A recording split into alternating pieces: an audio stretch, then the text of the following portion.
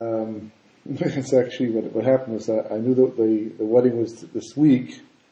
I just I had forgotten which night it was until I got a reminder, a good thing too, this afternoon that it was tonight. And the chuppah was called for 7 o'clock. The Jewish time thing doesn't go so well with me. I can't adjust to it. I don't get used to it. So, you try to account for it, plan for it, but because of the shiur tonight, I don't want to cancel the shiur. I don't have to cancel the shiur. And, so I tried to get both in, and, basically had time the whole thing, how to do it, mincha, mari, plot the whole thing out, because there's a whole evening ahead of you, how to get this thing to work out, and not make you guys wait too late. And, so I went to mincha as regular, and, it was actually interesting because I had to speak to somebody. There's so many details here, I won't go through details, but I had to speak to somebody, and because they were giving a shiur between mincha and mari, because of their Pesach, 3 days before Pesach, to give a shiur, so someone actually was giving a shiur. Normally just there's a blank period of time between mincha and mari, I do some learning. I count on that, and but today there was actually a shiur, and so forced me to go to Mari at another place, but because I went down to the hill to go to Nadav and Mari, I thought, maybe I'll just take the bus to the city now, because I had to go to Yerushalayim, that's the chasna, was the Gutner call. And I'm trying to avoid taking taxis if I can help, because it gets expensive after a while, so there's almost like a challenge involved. Can we do this by bus and be there on time, and get there on time, the whole thing. And so I went on the hill, and I said, okay, now I'm going to try and catch Mariv and give a shul on the way, and actually I'll have to drop a little envelope at the bank as well. So wasn't exactly sure what to do, but in the end I decided to catch a 6 o'clock bus, which came more or less a little bit late. And but the traffic was unbelievable. It was just straight through. We got there literally very, very fast. It looked like there was going to be traffic at first. And we got there pretty fast. We got to Yerushalayim about 6:31. And if you just walk up the hill there's like a little shtibel there you can catch minyanim. Yeah. And I walked up, and it was nice outside and everything. So I walked to the shul, and I got there, and within a few minutes of walking there, a minyan began. So Baruch Hashem, because I wasn't sure I had to catch Mariv after, before, during. It was a big. And try and be there, because the chuppah was called for 7 o'clock. So I figured 7 o'clock, 7:15. I actually asked him to let me know what the actual time was going to be, because, to decide whether or not it's even feasible to get here tonight. No one got back to me, so I just went by, and it was like under an invitation, chuppah at 7 o'clock, and I just took it to be around that time.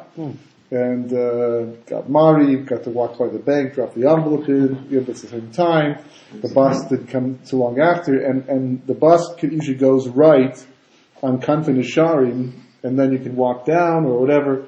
So, but a few buses go left, and then they go around down right by Good Nakal. So I didn't know which one was which. I just know that this bus is now with these big numbers in them, 64, 74, Good Harnaf. So I figured, okay, I'll just catch this bus. I'll get off on Kanfin Sharim, I'll walk down. And worst comes to worst, it'll be 5 minutes later. It's not going to probably make a difference at all.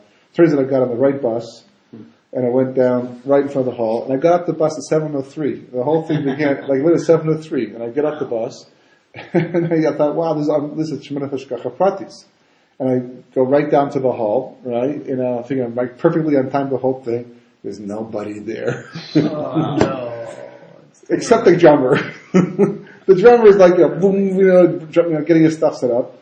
And there's a guy who noticed I come in, and he says, he sees I'm like looking around, and he says maybe it's not the right place, maybe it's the wrong hall. So I tell him the name, and he doesn't quite recognize the name. So I was pretty sure it was the right hall anyhow. But I went upstairs to the other hall. There was a chasna in progress, but it wasn't the one I had to have. I wasn't in the right place in the first place. There was nobody there whatsoever. Not one person. So I'm thinking to myself, okay, is it too late to cancel the shiur? Should I cancel it? Because the thing is, somebody who I've been in contact over the years and sort of helping her through, into her process, and so she wanted to give me a bracha of the chuppah, because there's not a lot of people here, so I was like, I felt bad about not being there for that, but there just was nobody there, so eventually I had some people started coming in, but I tell them that I wouldn't be there to pass them the good wishes, and then basically almost an hour later, I had to start catching the bus back to catch the bus to get here.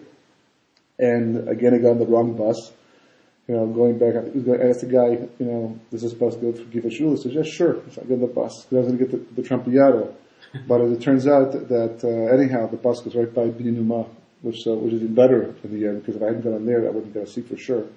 And I got the bus here, and there's a little bit of traffic here and there. But it was so typical of Parashas Shemini in a sense, and this is like everything it's like going so well, going so right. It's like you just feel the hand of the Kosh Baruch Hu guiding you, taking you where you have to go, and everything's like perfectly okay. That wow, it's like God's with me and He's making this thing happen. It's like because when all these things have to come together at one time, when you have a lot of things you have to do at one time, hashgacha pratis wise, there's a good chance they won't work out, but they are working out. You just feel like everything's going perfectly okay, but it's just one major glitch along the way. No chasana. It's like all is going right. It gets you there, and then it's not there. And this is really, it's really what goes on in this week's parsha. Should also tie to Parshas Para too. This is the third of the four haftarahs in advance. The maftir haftarahs and the maftir primarily in advance of, or around Purim Pesach time, and they're obviously it's very easy to make a connection between them and the Parashiyot, but this one specifically, because you have a very, very important concept, an idea that comes out of this week's parsha that's crucial to everyday life, but certainly at this time of history because there's so much going on. I think UNESCO, there's a petition going on because UNESCO decided that the Kever Rocha really should be a mosque, and therefore they want the Israelis to give it to the Arabs. The idiocy. I won't drink to that. But is like V'yidom Aharon, right? Nadav and Avihu, there's a whole discussion, and it's a whole parsha unto itself. And Ohr HaGadol, Nadav and Avihu in the Chumash basically they just sort of appear. They make this terrible, tragic mistake. They're zapped in a very kedushitic way, but they're zapped. And we would think that they just made a mistake and they got punished because Baruch Hu, and there's no right in this situation until Moshe comes along and says, David Cohen, he says, that's what Kosh Baruch Hu told me way back, a little while ago, that through Kedoshim, he's going to be sanctified, and I thought it was going to be you and me, but now I see, on the day of the inauguration, but now I see it's them, as they died on this specific day, and they're greater than us. So, at first, it's this consolation. It's Moshe really saying, boy, those guys blew it big time when they got theirs coming to them, and they shouldn't have done anything like that. But my brother is mourning right there. I'm mourning. These are my nephews, and it's my brother's son, so I have to say something to console him, to make him feel better about the situation. So I'm going to tell him that really they're even greater than you and I. But Aaron, first of all, is going to see through it. And second of all, it's not really Moshe's style to make up things like that. He obviously had to mean, especially since the Kosh Baruch Hu did say he would be sanctified through Kedoshim, through great people. So, in Ohr HaGadol, Nadav and Avihu is a very big parsha. Their neshamas are floating through history, and they're the ones basically who go because of them, Shmuel gets Nevuah. The neshamas go, they travel together. Nadav and Avihu are like two neshamas are part of one entity, so to speak. And they go into Shmuel, and when he gets them, he gets to neshamas, they get Nevuah, eventually they go into Pinchas, because they go to Pinchas, he also gets Eliyahu Navi, becomes Eli Navi, so they're like souls that are traveling all through history. They're very, very, they're stars on the soul scene, in terms of, their role in Jewish history. So it's a major event that takes place. But in terms of the Lamais of everyday life aspect, the Yidam Aharon, that's really the part that's phenomenal. Because the question is, what does it mean? I mean, what was he going to say in the end? What's Aharon going to say? He's going to quit his job? Have many tennis against the Kosh Baruch Hu, he's going to have tennis against Moshe Rabbeinu, what you knew that somebody was going to die this day, you didn't warn us, didn't say something, that you just thought it'd be you and I, and kept your mouth, closed. Why didn't you simply, say, come on guys, be super careful. Today, it's a very important day, we're warned in advance that someone's going to die. Let it not be you. Let it not be me. Be careful. Why did you warn me in advance? Maybe I would have spoken to my sons. They would have been more careful about the whole thing. But he says nothing. Yidam Aharon. He remains silent. And you have to appreciate what that means, because it's not like simply he was burning inside and he was, and crying inside and just simply bit his tongue and held it back. It was more than that. It's basically, he got to a point where he didn't understand how the equation worked out. There was a question here. Why it had to be that way? And one of the most important days of Jewish history, for that matter, the Chanukah Mishkan, the Shekhinah is going to come down. It did come down on the Mishkan, and all the Klal were accomplished. And there wasn't much more after that historically, except maybe the Beis Hamikdash, that was comparable. On Har Sinai, when Nadav and Avihu made the mistake of looking at what they shouldn't have looked at, because Baruch Hu didn't kill them back then, because that would have ruined the whole party. Would have ruined the whole situation. The whole city would have been dramatically different, and it would have destroyed the atmosphere of the situation. So what was different over here? But Akash Baruch Hu didn't hold back, and after all that Aaron felt because the fire didn't come down in the first place, that maybe Akash Baruch Hu hadn't forgiven him yet, and what makes things even worse was we learned, as Rashi points out, that really all 4 sons should have died because of Aaron's involvement in the Egel Zahav. And you've all these dualities. That's the thing about Yiddishkeit. You've all these dualities. Yes, you're forgiven. No, you're not forgiven, right? Yes, you're the Kohen Gadol, but we're going to kill 4 of your sons because you're involved in the Egel Zahav. There's always like this aspect of Yiddishkeit. You're walking. They say you can't dance at 2 chasnas at the same time. Jews find a way to do it. They find a way to do it. Somehow, you can't eat at 2 tables. It's like somehow, the Gemara said you can't eat at 2 tables at the same time. You can't be wealthy in this world. It can't be spiritually wealthy in this world. It's either one or the other. You're going to be a Demachach and a Gadol Ador and not be wealthy, or vice versa. But you can't eat from 2 tables. Somehow we get around that. We do it anyhow. People do it anyhow. We're always like, look at that. They're so clever, those guys. What they're able to accomplish. They went right against the Gemara. It was like, there's always like this 2 double-edged, sword by Judaism. You plan to go to Chassid, plan to be Yotzi, the mitzvah plan to be involved, get everything the way it's supposed to be done, and in the end, of all the Chassid, if they're sitting down to that right now doing the chuppah, I'd be surprised. The guy says to me, he says, when I said to him, I said, no, it's called for 7 o'clock. When I looked at the gate to see that maybe it's just Kabbalah, so, postponing it was 7 o'clock, and the chuppah no, there's chuppah, I thought I'd been like 7 o'clock, so you have to go, 7:15, 7:30, maybe something like that, and he goes, Muchar, more it's Muchar, and you could just see the whole thing was, but that doesn't make a difference because Akash Baruch Hu has his cheshbonos in the end. He does what he does because there's ultimate master plan. It's like somebody, and this was Purim is all about the same idea. It's what the Purim, the Pesach, this is the whole, where Gula really, the basis of Gula actually is. But imagine somebody as a mashal, somebody who's living in the town below, and there's a mountain, it's a small little town cut off before you had internet, before you had all this global communication networks and all that. But it's just a small little town cut off from the rest of society. Once in a while, people go to the city, they come back from the market, they tell stories and things like that. But the average person living in the town knows from nothing. So they're living in the shtetl, basically. They don't understand what's going on. But there's this plaque on the side of this mountain that says, "All who climb this mountain shall know the secret of life." Ever heard this mashal before? Probably not, because I made it up. Right? All the people who climb this mountain will know the secret of life. And people walk by, people try to climb the mountain, they get deterred, they get back down again, they never get the secret of life, right? And they can't understand what it means. Like, what could possibly be up there that could be the secret of life? In the meantime, people get jealous and people steal and people, there are people with nice midas and not so nice midas, and it's like life goes on. It's the average petty, mundane life of the average individual. And, people get locked up in jail, people, make money, people go to business, whatever. It's like, it's normal. It's normal. But people can act in petty ways sometimes. And people get lost in everyday affairs and short-term goals as opposed to long-term goals. And they walk by this sign day after day, all who climb this mountain shall know the secret of life. So one day this young man says, I gotta climb this mountain. I'm gonna go do it. I'm gonna do it. But people have got up and they haven't come back down before, and people, tried it halfway, they came back early. What makes you think you can do it? I don't know. I have to do it. I'm going to climb this mountain. That's just the way it's going to be. And he starts eating the proper foods to strengthen himself, and he exercises. He has equipment, and anybody who climbs this mountain, there's always a big affair. They get the meirah there and the key, the whole thing, the band, they play music as the guy goes up into the mountain, and they say goodbye, because who knows if he'll come back again.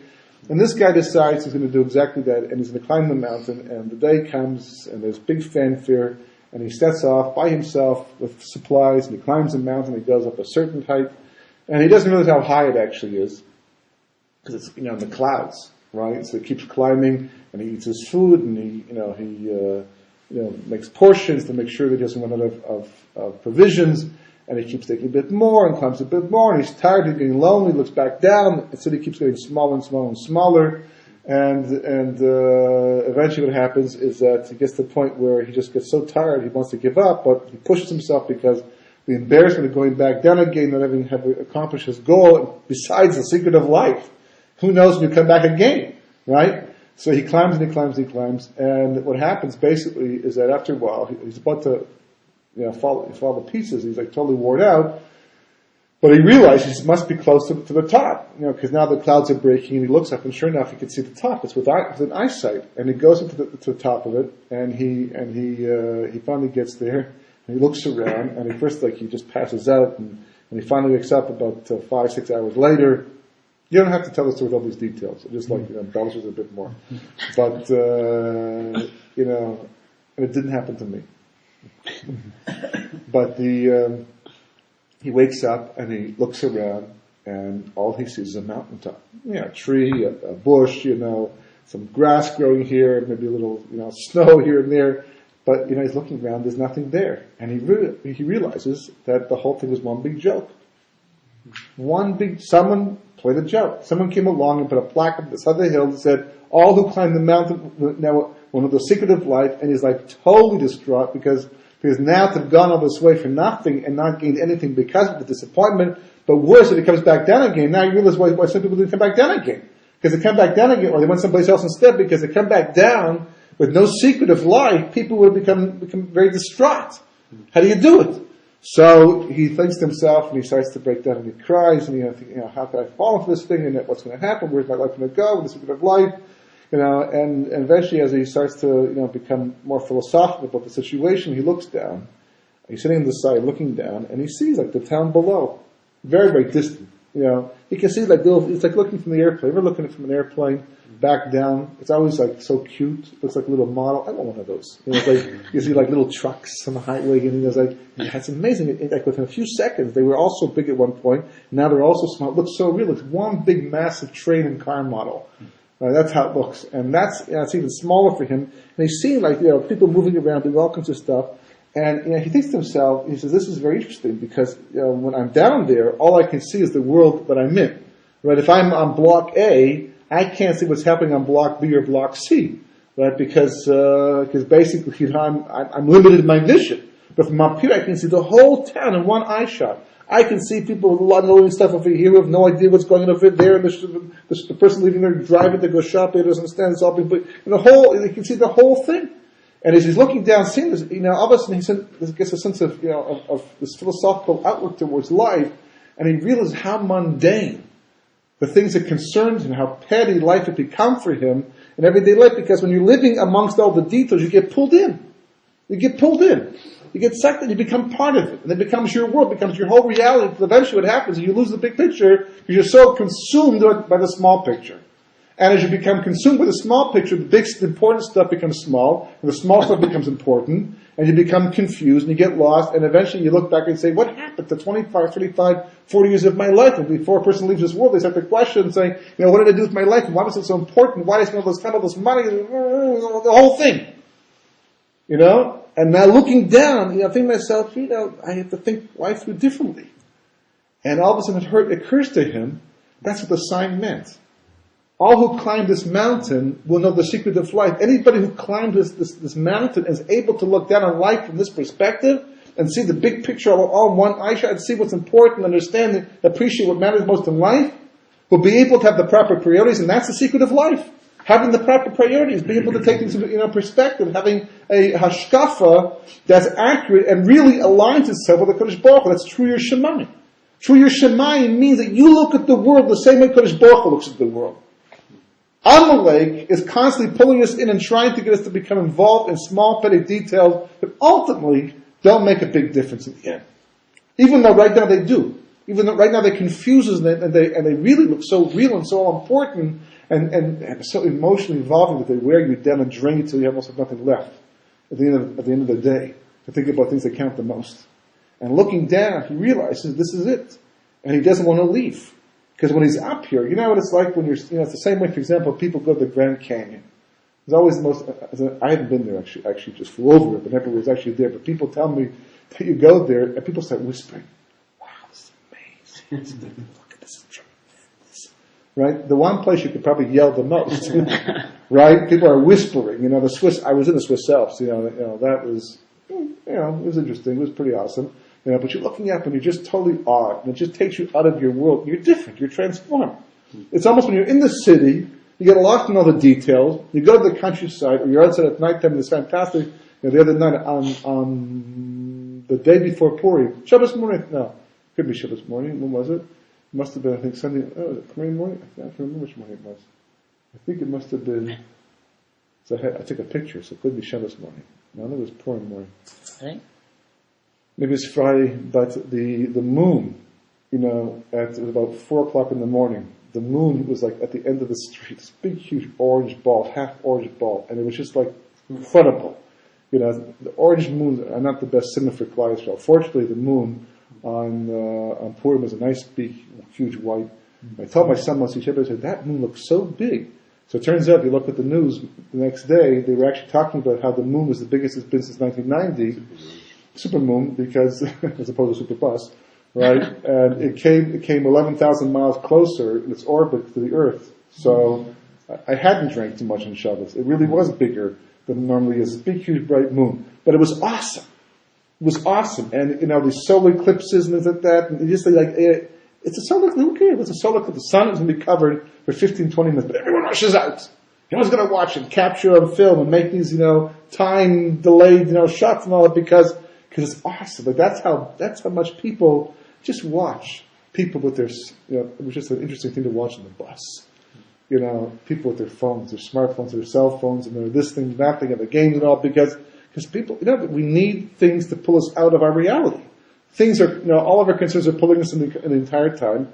Things don't always work out, and they don't always make sense. This guy at the top of the hill, what he does? He thinks to himself, I don't want to go back down again. Now I know why people don't go back down again, because it's so wonderful up here, because the perspective was so great, you feel so philosophical, and so close to God, because you're on top of the mountain, but it's the hashkafa that makes you feel so close to Kosh Baruch Hu.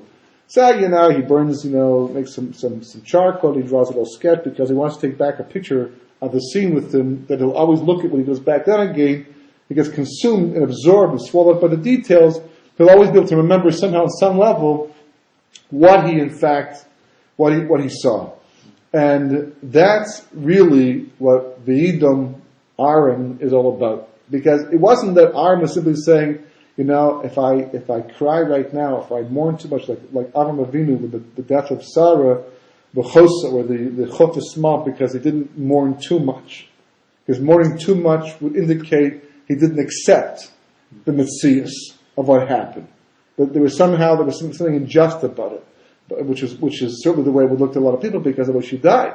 But he wanted to show that Gam Tov, this too fits into the master plan for Kosh Baruch Hu, for my separations. And even though I can't figure it out, that's the thing, I can't figure it out. We plan our lives and we live our lives and we plan history a certain way. Like the people, for example, just thinking about, what's going on right now with Japan, the situation. So now they're more worried than they are about a nuclear meltdown is a global meltdown, a financial meltdown. Because Japan is the third largest economy in the world, or was, before this whole thing happened. Totally unexpected.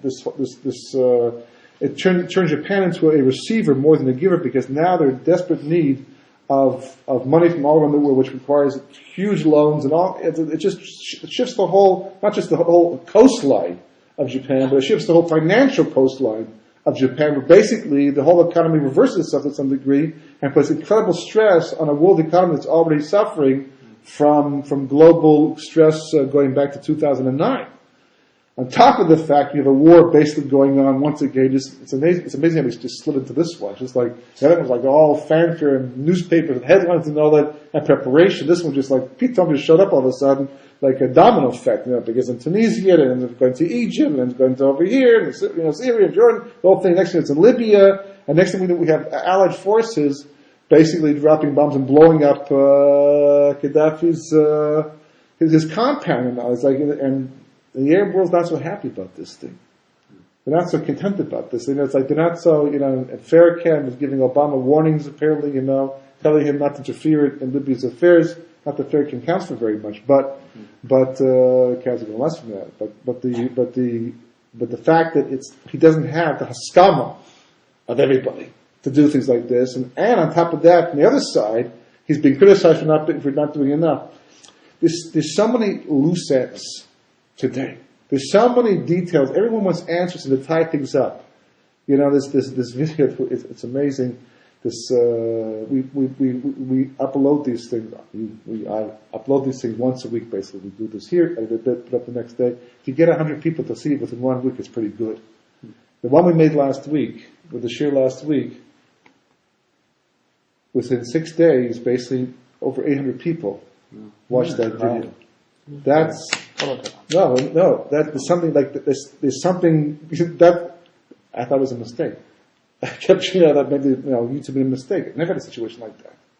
And the reason why is because basically we addressed the issues of the world today, the situation, the scenario, and people are so hungry for questions and answers that people are linking each other. And hundreds of people all of a sudden within a few days, just hundreds of people just went and watched this thing. Okay, I'm responsible for 600. 200 people watched it. People put it back, put it up.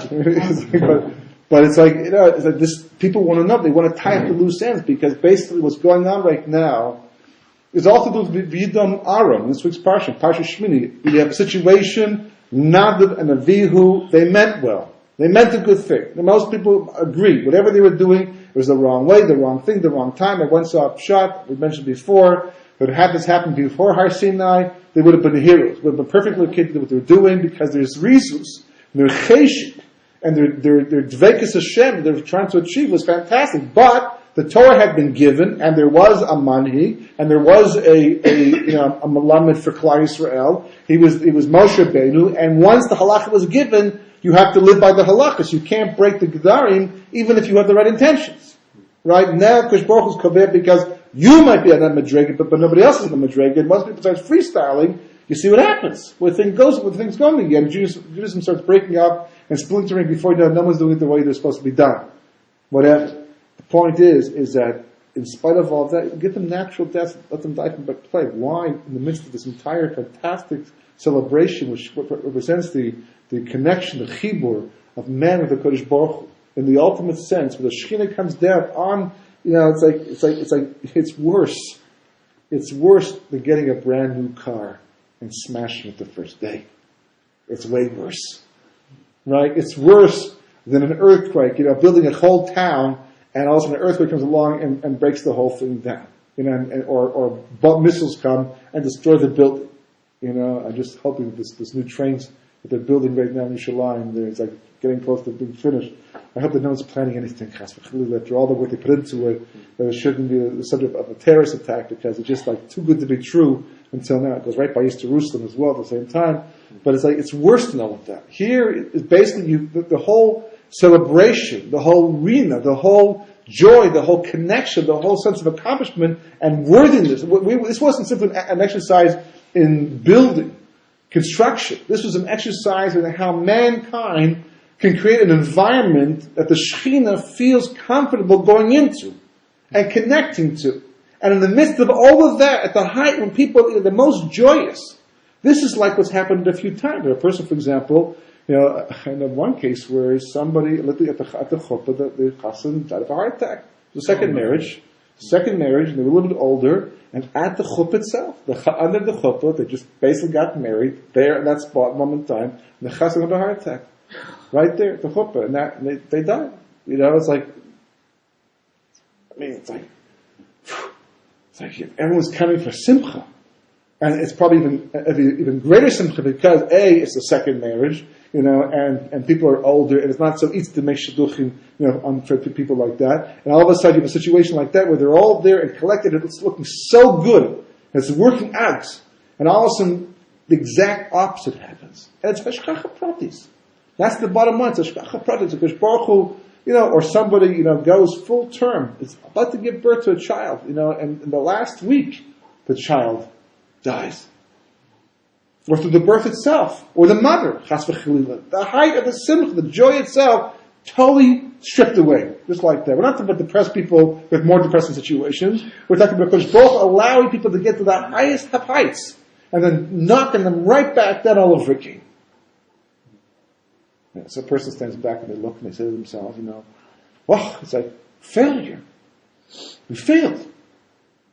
We failed. We didn't succeed. We got close. Shlomo HaMelech built the base of Mikdash. He built the base of Mikdash. He was able to build a base HaMikdash. And he married Bas Paro that night. And the moment he married Bas Paro that night, it was already nigzar that the Romans are destroyed by Sheni. Wait a second. We haven't finished with Bayis Rishon yet. What do you mean Bayis Sheni? You mean Bayis Sheni, destroying Bayis Sheni already implies we're going to destroy Bayis Rishon, rebuild Bayis Rishon, and then destroy that too. I mean, like, that's super depressing. Like Moshe Rabbeinu says, I will be with them in this exile as I will be with them in future exile. Moshe says, can we drop the last part? Here they are suffering in Galus Mitzrayim. It's enough. Hashem will save you from Mitzrayim and from Bavel and Yavon and Edom and Yishmael. Maybe we'll just stick around a little bit longer. We'll just die off naturally again. Now, who needs all that? What's the point of redemption to go back into Galus again? I can appreciate this financially. Basically, 1 month you have, 1 month you don't, right? It's like you go up and you go back down again. Relationships the same way, with kids the same way. You solve one question, one problem, you're over, it's like finished, boom, you hit another one just like that. Just means another was all over with, it happens all over again like that. And one thing after the other thing after the other thing, we're all standing back and we're saying to ourselves, wow, we were so close, he built the base of me. Why would he marry Bas Paro? Okay, he had this kavana to bring him to the country of Shechina, and by doing that, because she came from Mitzrayim. Mitzrayim is the Klip, but he's the Kedusha, and to conquer the Klip, the Kabbalah, has no limit of how you can answer questions like that. But at the end of the day, it was wrong. Almost cost him everything, right? At the end of the day, it's a source of Churban Bayis Rishon, Churban Bayis Sheni, whatever. All the kavanas in the world doesn't make a difference to him. And the Mishkan became so close. Fine, we still do the Avodah, the Mishkan still works, the Shekhinah is still there, we go Vayikra, but still, it's such a pagam in the celebration. It seems like such a failure. But that's only because we live in Olam Haba and Olam Hazeh. That's mankind's attitude. We want the perfection of Olam Haba and Olam Hazeh, meaning that everything has to work out in this world for us. It has to work out. If it doesn't work out, it's a failure. It's amazing in my mind how many times I catch myself thinking this way. How I have to perfect things and make things perfect. If it's not perfect, it's not working the proper way, somehow it's a failure. Okay, the situation failed. It doesn't mean it's a failure. You don't know what the Avodas Hashem was at that moment. And the Avodas Hashem was at that moment in this week's Parsha.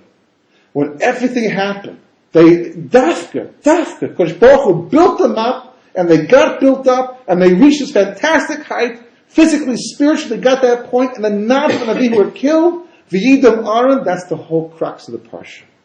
That's the whole Avodas Hashem in the Parsha. That's what it was all about. It was all to get to that point of Yidam Aaron. Why? Because Kodesh Baruch Hu says, in this world, Olam Hazeh, you don't have Gilu Shechina all the time. There's times that Kodesh Baruch Hu Megal himself. I mean, in the midst of, you live in Mitzrayim, it always bothered me. After the Holocaust, 6 million Jews survived, world, but from Europe, a fraction of the Jews survived. 6 million Jews died. What kind of celebration was there after the Holocaust was over? You ask people if they celebrated after those who survived the camps and came out of the Holocaust, if they could celebrate. They were grateful to be alive, perhaps. Not everybody. But a lot of people are grateful, and not just that, people, some people survived the Holocaust, they died in the displacement camps because they were given chocolate bars by soldiers who didn't know you can't give people who've been starving for years chocolate bars. It's just too much for the body, and people have the system, the system broke down. They survived the whole Holocaust just to die from eating a chocolate bar. Or other things, along the way. People went back to Poland after being in the camps, and they got shot by Poles. As they're coming back, Poland had the highest rate of anti-Semitism after World War II, and they weren't Jews there yet. It's like so many weird, bizarre situations that just don't make sense. So Kosh Baruch Hu took them to that point. He built them up. He got them to the point where everything looked, tremendously fantastic and perfect, and we were successful. And the truth is, there was a moment, and there is the possibility that there is a threshold you can cross over and usher in the next bit of time called Yemot HaMashiach. There was a moment where it's possible. We hadn't yet achieved it, but it was potentially, at that moment in time, it was there, but there were things still to be fixed up. And then the whole thing happened with Nadav and Avihu to get to the point where Moshe came down to Cohen and Yidam Aaron. Because Yidam Aaron, that's the perfect bridge between Olam Hazeh and Olam Haba. Because basically it's mankind's way of saying that even though I yearn for the perfection of Olam Haba, I don't forget I'm living in Olam Hazeh. I know that in Olam Haba it's all perfect. The perspective is precise. We'll see the world the way Kosh Baruch Hu sees the world. We'll relate to everything, the priorities, the way we're supposed to relate to them. That's what the Gemara says. The Gemara says at the end of the day, Kosh Baruch Hu brings the Aharon HaGadol before Tzaddikim and the Rashai. They both cry, right? And what does Tzaddikim say? We never realized it was so big. We didn't understand how powerful it was. Had we known, we might never have taken it up. We thought it was only a small little hair, and that's when we dealt with it. And then they're shying, they cry because they're like, if we only had known how small it was. To us it appeared like a mountain. So what was the difference? That's the whole difference. There's lots of differences. There's lots of ways to speak about the distinction between tzaddikim and Rishonim. There's lots of ways, right? But the Gemara comes down to this. A person's perspective. The whole perspective. We are now heading into a period of time that's very complicated. Very complicated. What happened in Japan is not the end of it. Just like what happened the week before that was not the end of it. And the week before that was not the end of it. Things are happening more frequently to such an extent that it's catching everybody's attention. Not just the people, not just the end of days fanatics who wear those things, the end is near, and they stand by corners basically. They were the first ones, okay? But they've been doing it for 6,000 years anyhow. Rain and shine. There's a belt that's passed down all through generations, father and son, right? And then comes the people who are a little bit more tied into what's happening historically, and they talk about it, but they're also kind of brushed off as big fanatics, right? And then comes the next people, but now today everyone's talking about it. Everybody is talking about the situation worldwide. It was amazing. You can believe in conspiracies that the big money people and the upper echelon and government and all these political bigwigs are all planning worldwide, one world government, new world government, whatever and what's it again? New world order, right? It's very good. I forgot that term. That's a good sign. But New World Order, and all these conspiracies about the way the world is being shifted and causing this, that situation happened, that's what should happen, and the oil price, then comes along a major earthquake, you can't plan. I don't think they planned that. I don't think anyone went out there to the coast of Japan and ignited some kind of underground nuclear blast that caused this earthquake to happen. I think Kosh Baruch Hu made this earthquake happen and shifted everybody's plans, the whole world. Because that's really what is that Kosh Baruch Hu, his way of saying that until now there were two separate worlds. There was Olam Hazeh and there was Olam Haba, and they were apart from each other, very much apart from each other. People live in this world like it was literally Olam Haba. The whole modern world is based upon trying to give people a sense of Olam Haba and Olam Hazeh, the perfect life. While you can have it for just $14.95 plus a smartphone plus the whole thing. And fast food, and more money. And Olam Haba is this in reality. Tzaddikim are people, basically, who never get caught up in this whole world. Their perspective is the mountain perspective.